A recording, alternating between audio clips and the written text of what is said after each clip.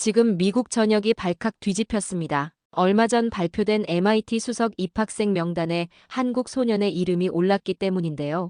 더욱 충격적인 건 그 소년이 고등학교 시절 지적장애라고 알려진 학생이라는 사실입니다. 그랬던 학생이 심지어 미국 올림피아드에서 우승까지 차지했다고 하는데요. 지적장애라고 알려진 학생이 도대체 어떻게 세계 최고 이과대학 MIT에 그것도 수석으로 합격을 할 수 있었을까요? 지금부터 그 놀라운 이야기가 펼쳐집니다. 잠깐 이야기를 시작하기 전 1초의 시간만 내셔서 구독과 좋아요를 눌러주신다면 영상 제작에 아주 큰 힘이 됩니다. 그럼 지금부터 이야기를 시작하겠습니다. 안녕하세요. 제 이름은 줄리아 테일러 윈체스터라는 우리 지역 최고의 명문 사립고에 다니고 있습니다. 전 수학 과목에서 전교 1등이라는 타이틀을 3년 연속 유지하고 있죠. 당연히 졸업 후에는 MIT로 진학할 계획입니다. 그런데 최근 한 한국인 남학생 때문에 하루하루 짜증나고 스트레스 받는 날들을 보내고 있어요. 그날은 평범한 9월의 아침이었습니다. 수학 교실에 들어서는데 친구 메디슨이 설레는 표정으로 달려왔어요. 줄리아 들었어? 한국에서 전학생이 왔대. 이름이 이진우라나? 순간 제 심장이 쿵 내려앉았어요. 한국이요? 아시아에서도 수학 강국으로 유명한 나라잖아요. 한국 애들은 수학 진짜 잘한대. 아시아 애들 다 그렇다며? 메디슨의 말에 무의식적으로 고개를 끄덕였어요. 어쩌면 내 자리가 위협받을 수도 있겠다는 생각이 스쳐 지나갔죠. 첫 만남은 점심시간이었어요. 멀리서 진우를 발견했어요. 다른 애들과 어울리지 않고 구석에서 혼자 책을 보고 있더군요. 안경을 쓴 평범한 아시아 얼굴.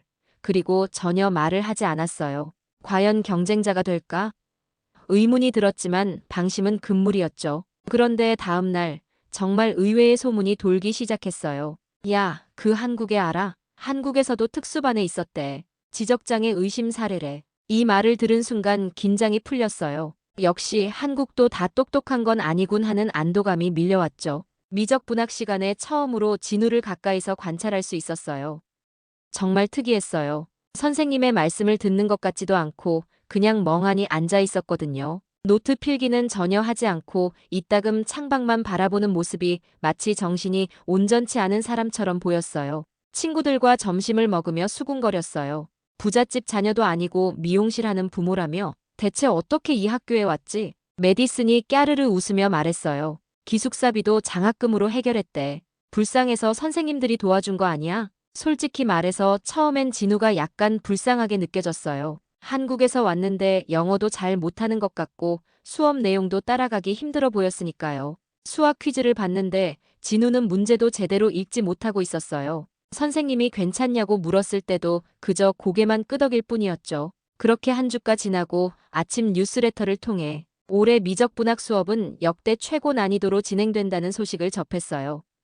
존스 선생님은 올해는 창의적 문제 해결에 중점을 둘 것이라고 언급하셨죠. 저는 내심 기대가 컸어요. 남들과 다른 문제 접근법은 제 특기니까요. 하지만 그때까지만 해도 몰랐어요. 제 인생에서 가장 큰 도전이 바로 옆자리에 앉아 창밖만 바라보고 있다는 것을요. 미적분학 2주차 수업이었어요.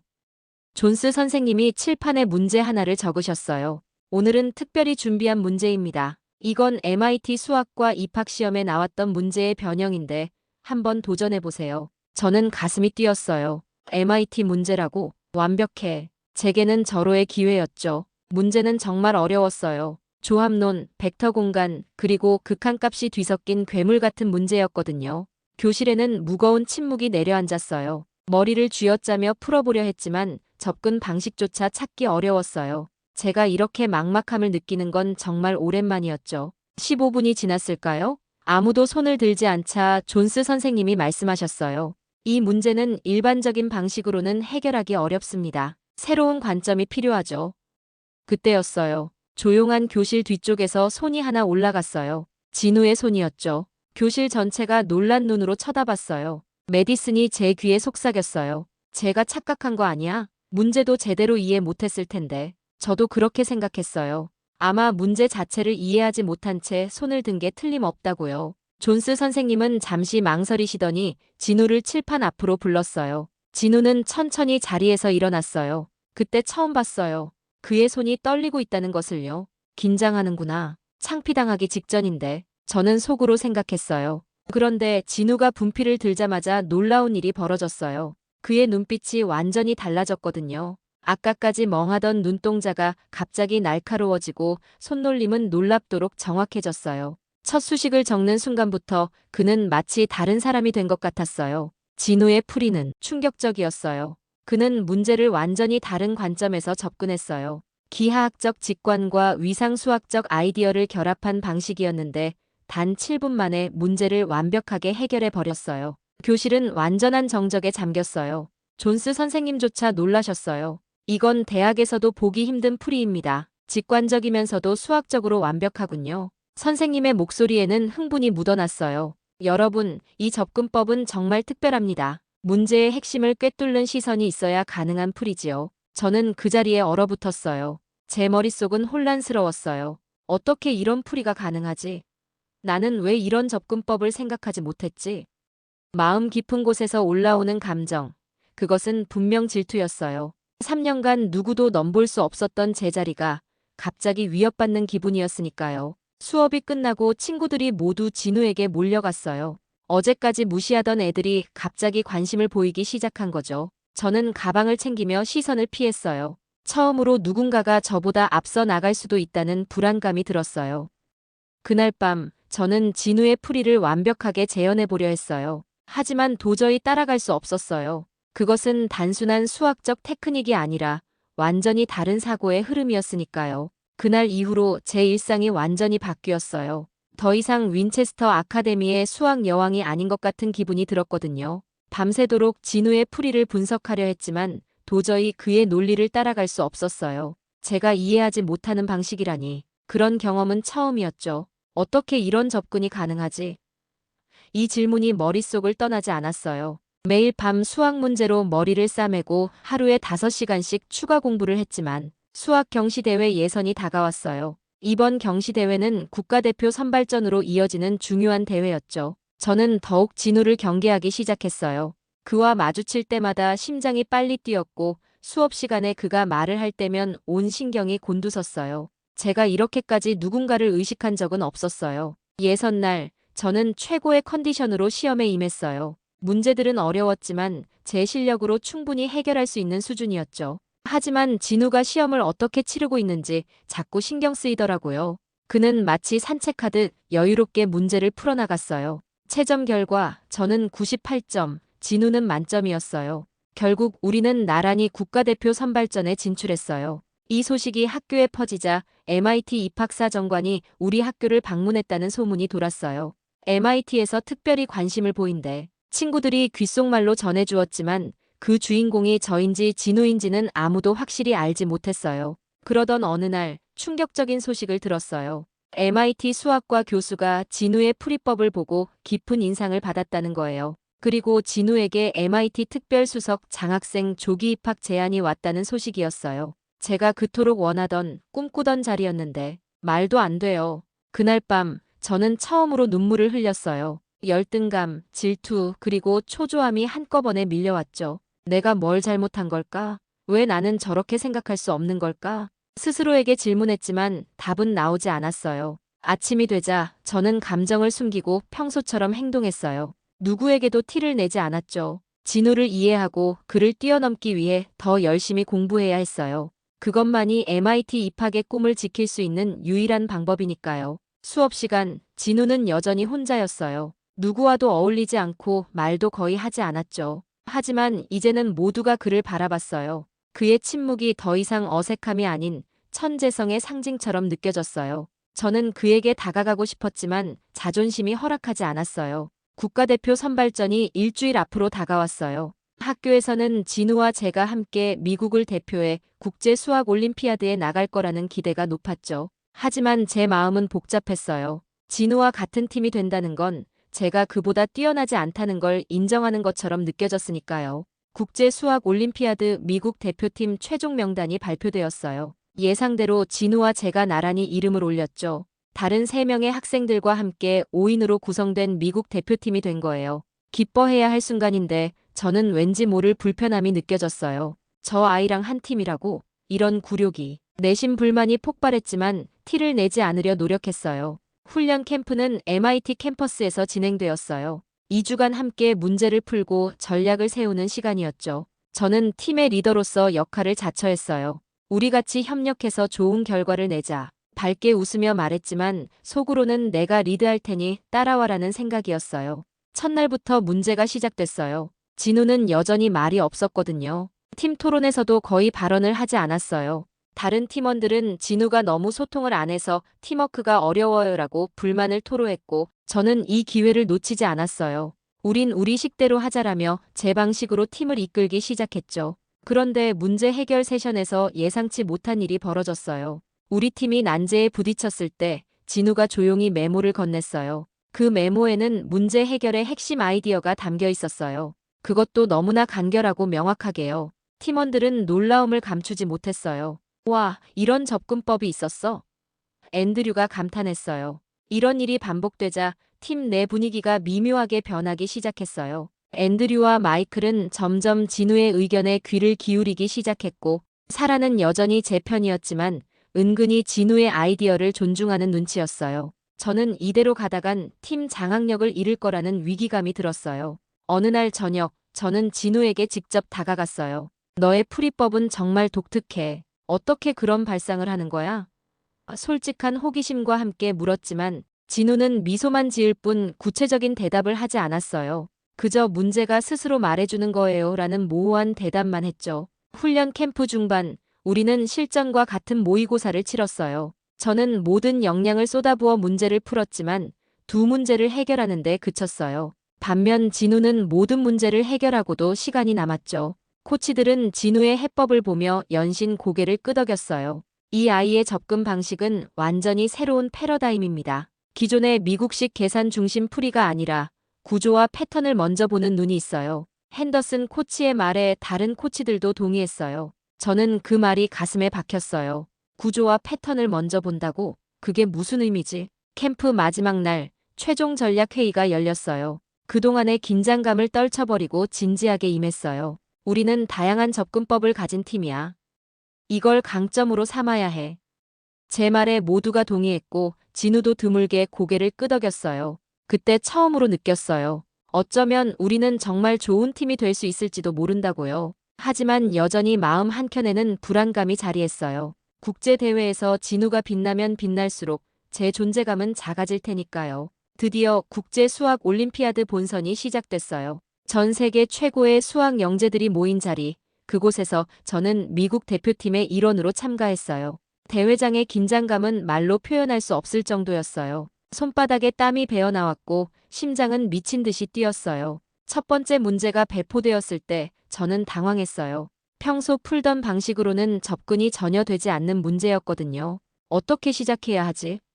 머릿속이 하얘지는 기분이었어요. 옆자리의 진우를 힐끗 쳐다봤어요. 그는 문제를 읽고 눈을 감은 채 3분 정도 움직이지 않았어요. 뭐 하는 거지? 잠이라도 자는 건가?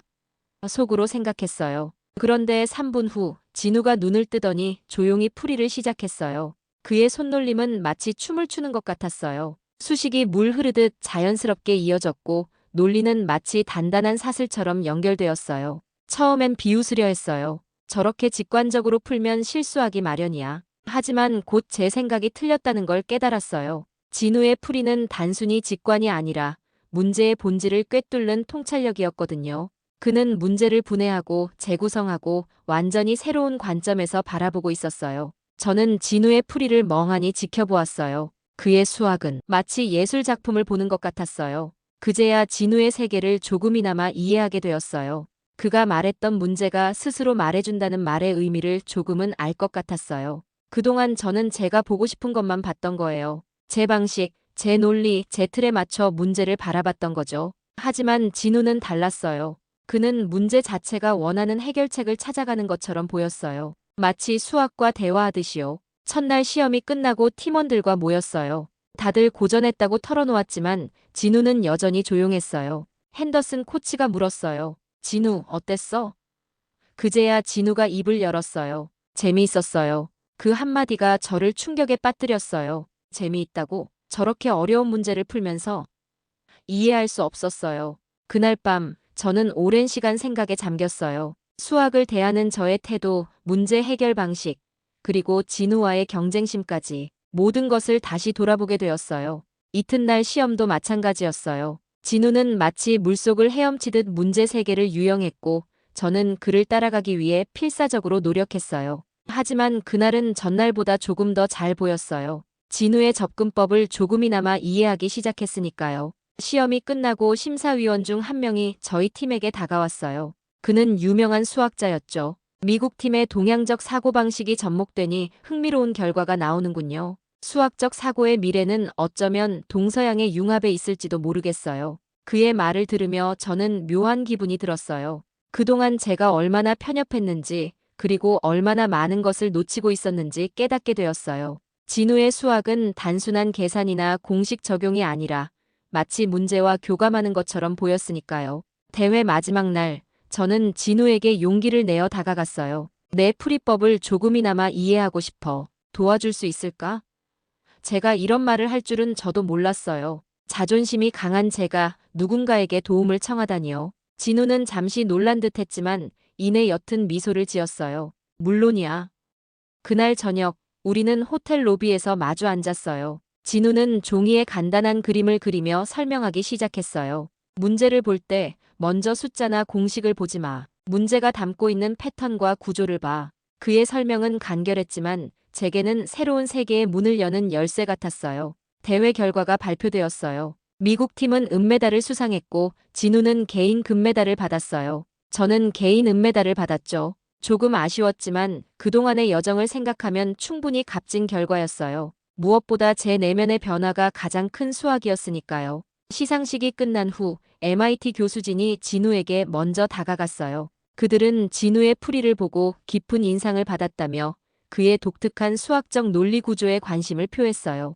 우리는 당신에게 특별 연구 트랙까지 제공하고 싶습니다. 교수 중 한 명이 말했어요. 저는 그 자리에서 조용히 물러났어요. 마음은 복잡했지만 더 이상 질투나 시기는 없었어요. 그저 제가 앞으로 나아갈 길을 찾은 것 같은 기분이었죠.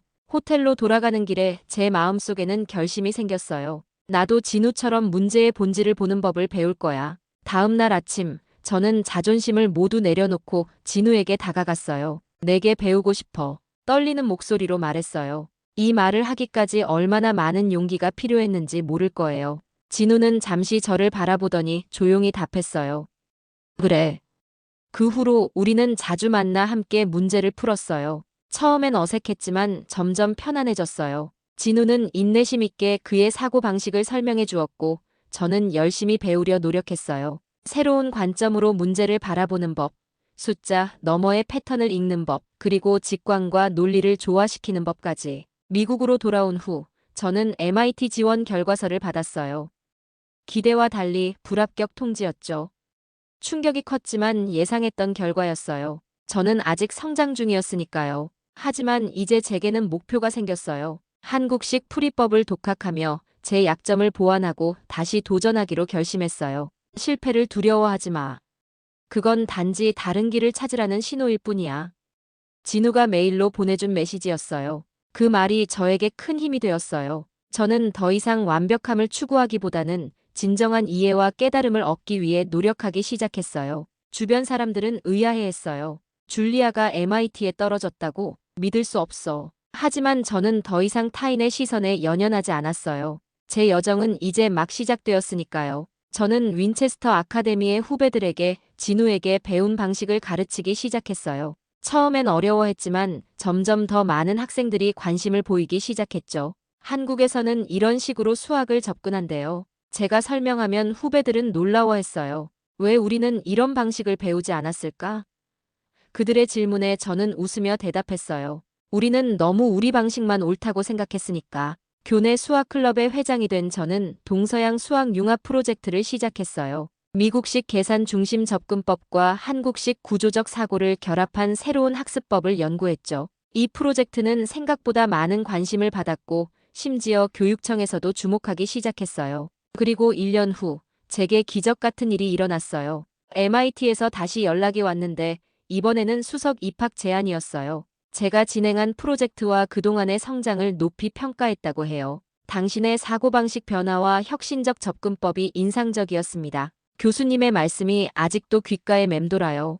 MIT 캠퍼스의 가을은 정말 아름다웠어요. 제가 1년 만에 수석 입학생으로 이곳에 서게 될 줄은 정말 몰랐어요. 첫 수업이 시작되는 날, 저는 설렘과 긴장으로 강의실에 들어섰어요. 그리고 그곳에서 진우를 다시 만났어요. 오랜만이네요, 줄리아. 진우가 미소 지으며 인사했어요. 1년 전보다 말수가 많아진 것 같았어요. 아마도 미국 생활에 적응한 덕분이겠죠. 내가 여기 올 줄 알고 있었어. 제가 답했어요. 너의 조언 덕분이야. 진우는 이미 MIT에서 두각을 나타내고 있었어요. 그의 연구는 수학과 내에서도 화제였고 몇몇 교수들은 그를 차세대 수학의 혁신가라고 부르기도 했어요. 하지만 그는 여전히 겸손했고 자신의 성과를 크게 내세우지 않았어요. 이제는 경쟁자가 아니라 동료로서 함께하고 싶어. 제가 솔직하게 말했어요. 진우는 고개를 끄덕였어요. 나도 그렇게 생각해.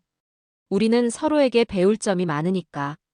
그렇게 우리는 미국 수학사고와 한국 수학훈련법의 융합 프로젝트를 함께 시작했어요. 저의 체계적인 미국식 접근법과 진우의 직관적인 한국식 사고방식이 만나 놀라운 시너지를 만들어냈죠. 우리의 연구는 곧 학과 내에서 주목받기 시작했어요. 한 학기가 지나 우리는 교수님들 앞에서 연구 결과를 발표할 기회를 얻었어요. 발표가 끝난 후 수학과 학과장이신 피터슨 교수님이 감탄하며 말씀하셨어요. 이것이 바로 우리가 간과했던 방식입니다. 계산과 논리만으로는 부족해요. 패턴을 읽고 직관적으로 접근하는 능력이 결합되어야 진정한 수학적 혁신이 가능합니다. 우리의 융합 프로젝트는 MIT에서 정식 연구 트랙으로 채택되었어요. 수학적 사고의 다양성이라는 이름으로 새로운 교육과정까지 개발되었죠. 이제는 전 세계 학생들이 이 과정을 통해 다양한 관점에서 수학을 바라보는 법을 배우고 있어요. 더 놀라운 것은 국제 수학 교재에도 우리의 접근법이 일부 반영되기 시작했다는 거예요. 서양의 논리적 엄밀함과 한국의 직관적 통찰력이 만나면 수학은 더 이상 두려운 과목이 아니라 아름다운 언어가 됩니다. 이것이 교재의 서문에 실린 문구였어요. 진우와 저는 이제 단순한 학우를 넘어 진정한 친구가 되었어요. 서로의 강점을 인정하고 약점을 보완해주며 함께 성장하고 있죠. 가끔은 그날을 떠올려요. 제가 처음으로 진우를 만난 그날, 제 자존심이 무너지기 시작한 그날을요. 그때는 몰랐어요. 그것이 제 인생의 전환점이 될 줄은요. 때로는 무너져야 다시 세울 수 있는 법이니까요. 진우가 아니었다면 저는 아직도 제 틀 안에 갇혀 있었을 거예요. 내가 가진 것만이 옳다고 믿으며 다른 세계의 존재를 인정하지 못한 채로요. 이제 저는 자신있게 말할 수 있어요. 그날 칠판 앞에 조용한 그 아이가 내 모든 수학을 다시 정의했다. 그리고 그것은 단순히 수학만의 문제가 아니에요. 제 삶의 방식, 세상을 바라보는 관점, 그리고 타인을 대하는 태도까지 모두 바뀌었으니까요. 진우와 저의 이야기는 이제 막 시작되었어요. 앞으로 우리가 함께 어떤 혁신을 이루어낼지, 어떤 문제를 해결해 나갈지 기대가 돼요. 하지만 한 가지 확실한 것은 우리는 더 이상 경쟁자가 아니라는 것. 서로 다른 세계에서 온 우리가 함께 더 넓은 세계를 만들어가고 있다는 것이에요. MIT 캠퍼스의 가을 하늘 아래 저는 진우와 나란히 걸으며 생각했어요. 때로는 자존심이 무너져야 진정한 성장이 시작된다. 그리고 그 무너짐이 얼마나 아름다운 시작이 될 수 있는지 이제야 제대로 이해하게 되었어요. 오늘 이야기는 여기까지입니다. 지적장애로 오해받았던 소년 진우의 수학은 우리가 알고 있는 천재라는 개념에 새로운 질문을 던졌습니다. 혹시 여러분은 어떤 편견이나 오해 속에서 자신의 가능성을 증명해야 했던 경험이 있으신가요? 여러분의 생각을 댓글로 들려주세요. 이야기는 함께 나눌 때 더 깊어지고 더 멀리 퍼집니다. 이 영상이 마음에 드셨다면 구독과 좋아요도 함께 부탁드립니다. 당신의 응원이 다음 이야기를 만드는 큰 힘이 됩니다. 지금까지 감동버킷이었습니다. 다음 시간에도 따뜻하고 놀라운 이야기로 찾아뵙겠습니다. 감사합니다.